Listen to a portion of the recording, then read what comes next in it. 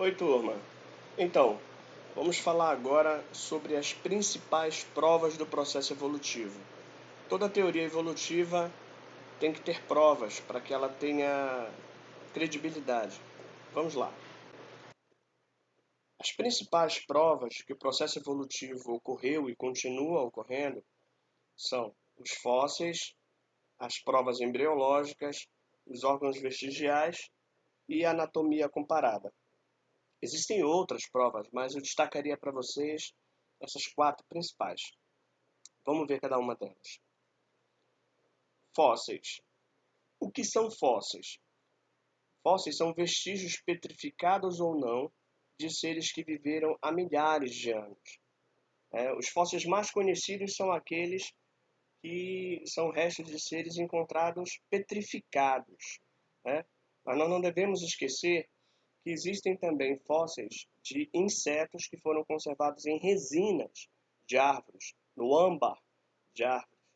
E também se o animal deixou em um determinado local uma pegada por onde ele passou, também é considerado um fóssil, tá bom? Então aqui nós temos como exemplo o Archaeopteryx. O Archaeopteryx é um dos fósseis mais famosos que nós conhecemos. É um ser vivo, viveu há milhares de anos atrás, ele tinha penas, tá? Ele tinha penas, como nós observamos aqui no fóssil. Os ossos dele eram ocos, como os ossos das aves atuais, tá? Eram ossos chamados de pneumáticos. Mas um dado curioso, tinha essas características de ave, mas o animal ele apresentava um bico e dentes, coisas que, no caso de dentes, coisa que as aves não têm. Bico de ave, mas dentes.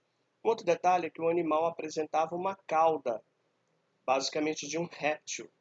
Então, esse fóssil ele é intrigante, é interessante, pois ele mostra a interação, ele mostra a transição entre aves e répteis.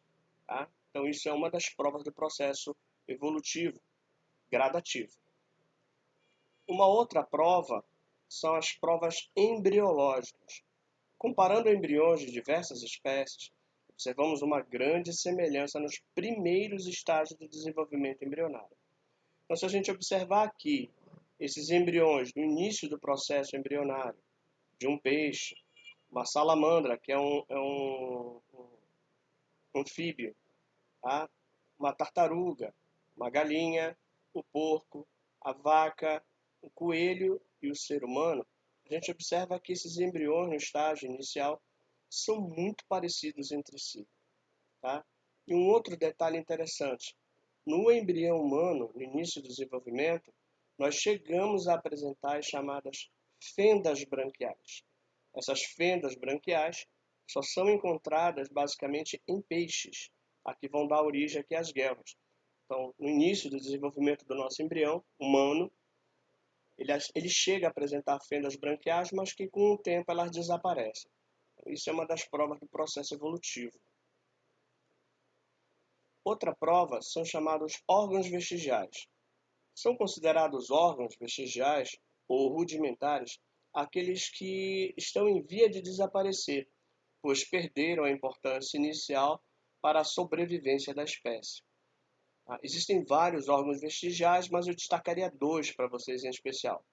O osso cóccix, que fica no final da coluna vertebral. No passado, ele poderia ter sido uma cauda, mas como a nossa espécie passou a andar de forma bípede, tá? Essa cauda deixou de ter função. Um outro órgão vestigial é o apêndice secal, que fica no início do intestino grosso. Tá? Esse órgão talvez no passado tivesse alguma função, mas que hoje em dia para nós não serve para absolutamente nada no nosso organismo. Tá bom?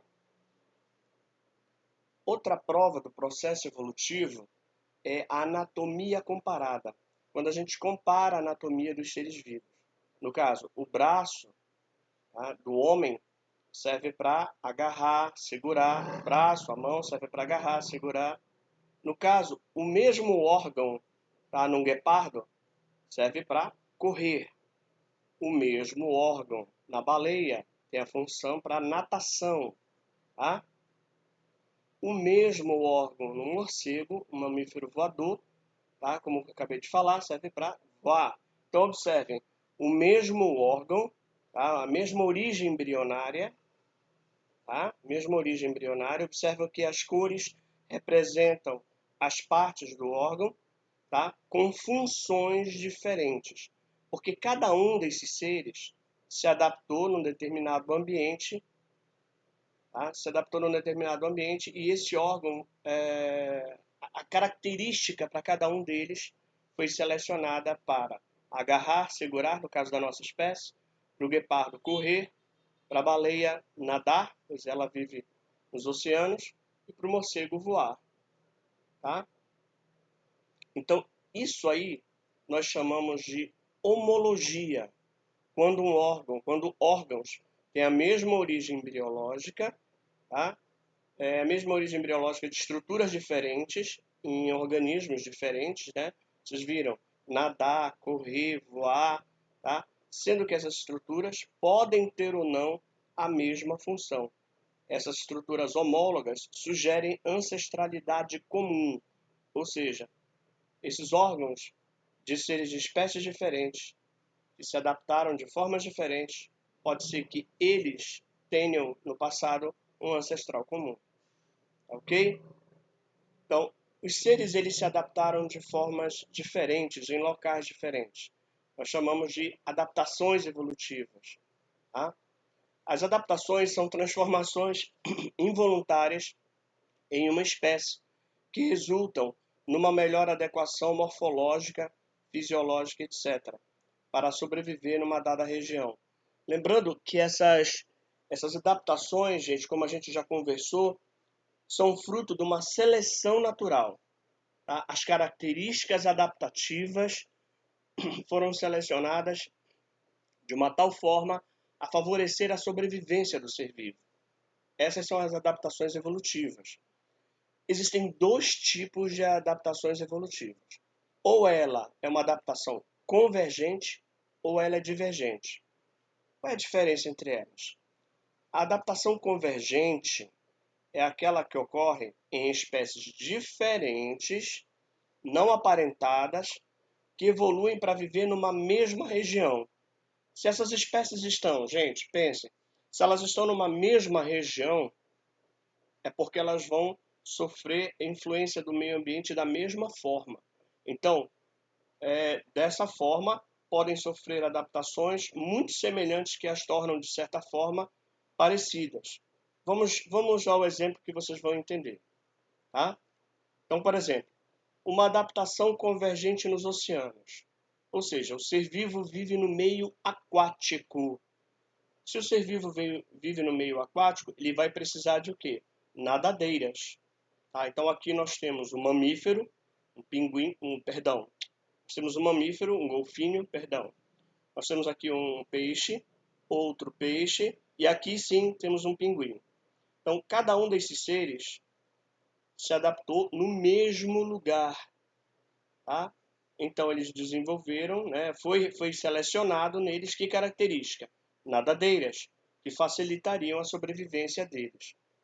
Órgãos análogos, eles apresentam o que nós chamamos de órgãos análogos, são estruturas que aparecem de forma independente em diferentes espécies de organismos. Tá? Isso são exemplos de convergência evolutiva ou adaptação convergente. Por quê? Eles se adaptaram para sobreviver no meio ambiente. A mesma característica foi selecionada neles, no caso, a presença de nadadeiras. No caso, o pinguim, como vocês sabem, é uma ave, e no caso, a asa dele se adaptou para o nado, certo? Então, isso é o que nós chamamos de adaptação convergente, ou também chamada de convergência evolutiva.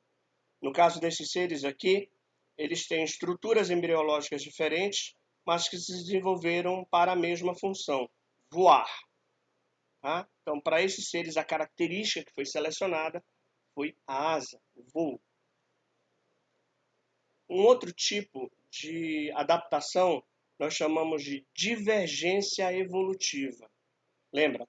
Convergência é quando eles estiverem no mesmo ambiente, Então, a mesma característica foi selecionada. Nesse caso, nós temos a divergência evolutiva. Seres de espécies diferentes, tá? Que tiveram características diferentes selecionadas. Para quê? Para a sobrevivência. A comparação entre os esqueletos dos membros anteriores de alguns vertebrados, os órgãos são homólogos.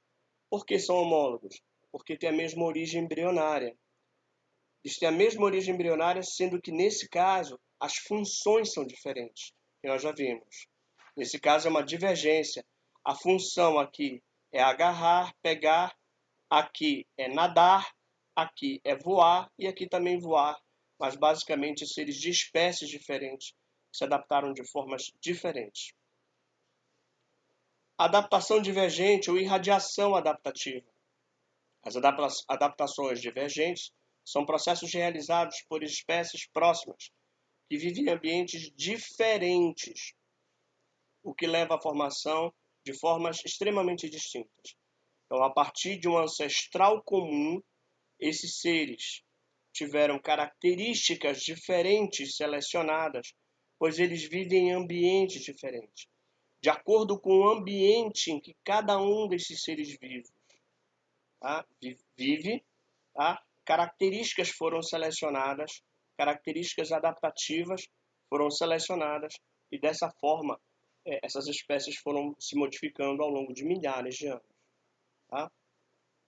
Então, gente, eu espero que vocês tenham entendido sobre as principais provas do processo evolutivo. Um abraço, até a próxima!